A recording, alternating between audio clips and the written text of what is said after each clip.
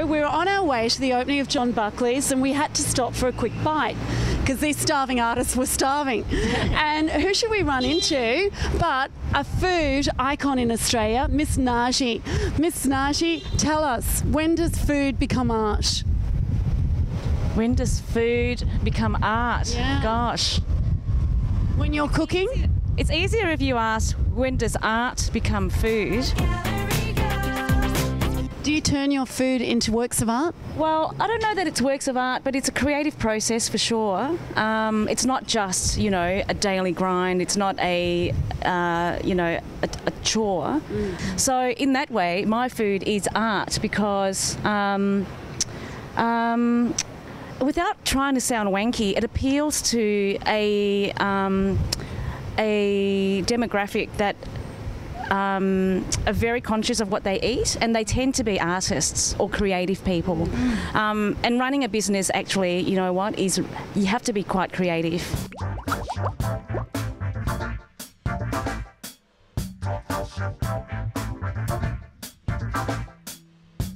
So here we are in Albert Street, home to John Buckley Gallery, and there's about 6 other galleries here.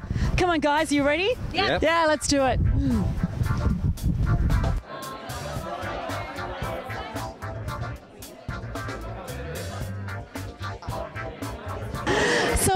Tell me, is this your first show? It's the first solo show with John Buckley, yeah. But your first solo show for a while? First show for a long while, probably 9 years or so. So I've been in the wilderness, yes. When I look at these paintings, I hear music. Tell me, is music a huge influence for you with these works? I listen to a lot of music while I play, and a lot of ambient sort of soundscapes. So nothing too programmatic, something that's kind of sets a mood, and quite often quite a mysterious mood. So yeah, so it's important. I hear bubbles and gurgles and kind of, yeah, there's a lot happening for me, and they often remind me of dreams too. Is that something that's a recurring thought for you? Yeah, they don't come from specific dreams, but they come from you know, when I start drawing the forms, they kind of they change and evolve over time, and so there's lots of revision and so on. So yeah, it's tapping into the same area of the brain, probably something that's unconscious or subconscious even. So yeah, they morph and evolve as I paint them, and so there's nothing specific. I'm not illustrating something specifically, so they kind of evolve over time. I'm with Stephen Cox, one of the artists with John Buckley Gallery, who first, well actually I'll let you tell the story, how you found the artist. Well, we've been friends on Facebook for some time, and I saw his work on Facebook and I really liked it.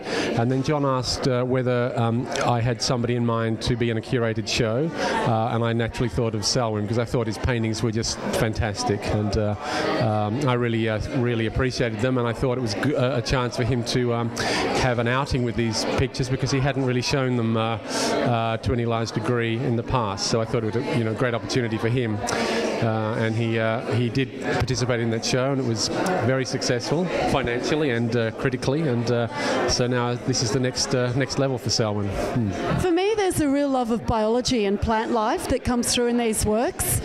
Yeah. Are you feeling that? Absolutely, and I know that Selwyn has a really thorough knowledge of plant life and animal life, and a great love of nature, and I think that really comes through. But I think also it's a sort of his own mindscape. I think there's a sort of poisonous quality to some of them. It's almost like you're not quite sure whether to embrace them or run from them. You know, there's a sense of danger in some of them, which I think is really exciting. Yeah. I'm also hearing music.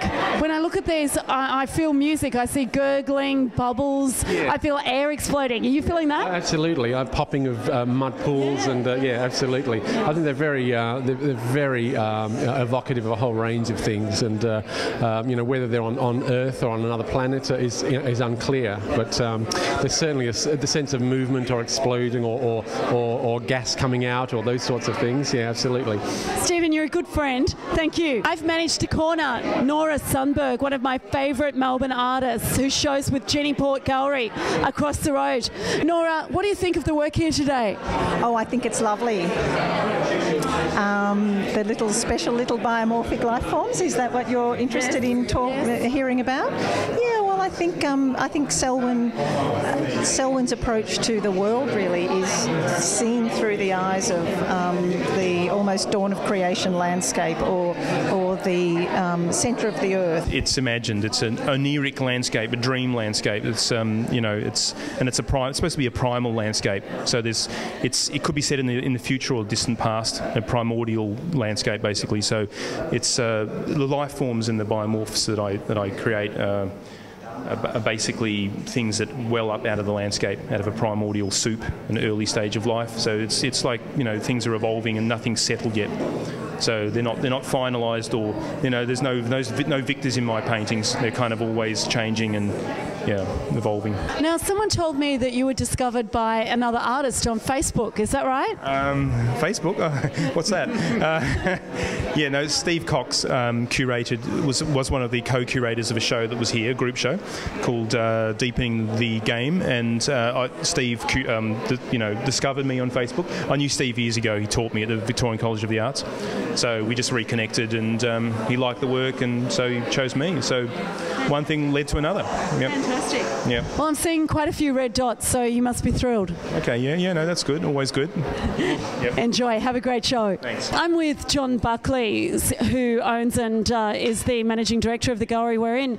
And for me, as a co-galleryist, one of the things that I admire is that he's taken the risks in showing this work, which is considerably, I think, quite a gutsy show.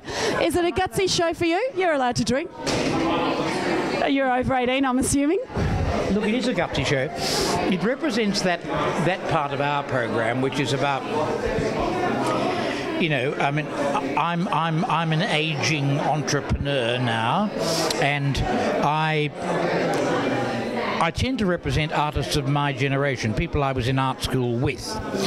Gareth Sanson, people like John Firth Smith, Dale Hickey. But then small names. The important thing is that those artists allow us to water the grass by nurturing younger, more experimental, more interesting things. And Wade is one of those people that I came across when I was visiting a Primavera show at the Museum of Contemporary Art in Sydney. I saw an extraordinary work by him there, which just immediately engaged me. I raced downstairs, found the nearest curator. I said, give me the phone number of this person immediately. And I raced out to Redfern, met Wade the same afternoon and said, I want to show you in Melbourne. I've managed to corner one of my great art heroes, Domenico De Clario. Not only an outstanding Australian artist who I don't believe has ever received the recognition that he should have, but also at the moment the director of now you're going to have to help me get this right, Dom. Australian Experimental Art Foundation in Adelaide. And very lucky to have him here today in Melbourne at the opening of the John Buckley Gallery exhibition that's opening today by Wade. Tell me, what do you think of the show? Oh, I love what Wade does. It's a kind of relinquishing of the artist's intention and hands-on role. So it's a collaboration with I guess the serendipitous. I love the drawings he made that he threw into the river, and then they were just fantastic. And the robots as well. We're trying to get a robot over to Adelaide, so yeah, I'm a bit of a fan of his. How long have you been doing this for, John? A lifetime. A lifetime? Yes. And do you still get the same high each show? Pretty much. Really? If I don't, there's something wrong with the show. I've chosen incorrectly. Because I rely very much on my own judgment. Yes. I have to get excited by something. Yes. And are you getting excited a lot these days? It's not good for my heart, my doctor tells me, but nevertheless, I think it's important. Well, you're looking mighty fine to me, and it's a very fine show. Congratulations. Thanks, Andy. Well, that was fun, wasn't it? Did you enjoy? It was terrific, really great. Yeah. While we're here, do you want to just go have a quick squiz? What's on over the road at Jenny Port Gallery? It's a great idea. Let's go. Oh, here she is. Hello. Hello. Got time to show Gallery Girl around? I do, yes.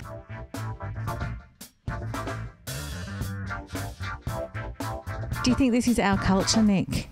So many cans of Foster's. I think it's quite funny in that Foster's is so sort of so much a part of our culture, but I don't think I know anyone that drinks Foster's. Yasmina, who does the most wonderful reduction lino prints, who was at RMIT when I was there as well. So she's just an incredible and consummate printmaker. Just beautiful work. We're great Simon Perry fans here. He did the public purse in the Bourke Street Mall. Fantastic. And the big threaded field that's outside Etihad Stadium. I don't know if you are familiar with that piece. So it's a bit hard to recognise, but his work is full of humour and irony and always beautifully, beautifully constructed.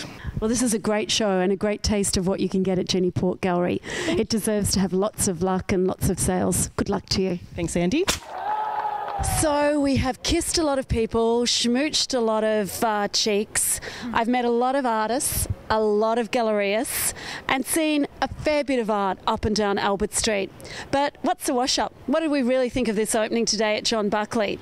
Well, I absolutely had a ball. I really, really enjoyed the work. What did you guys think? Nicholas? Well, Wade and Selwyn, two incredibly different artists, but I think that both of them certainly do have merit.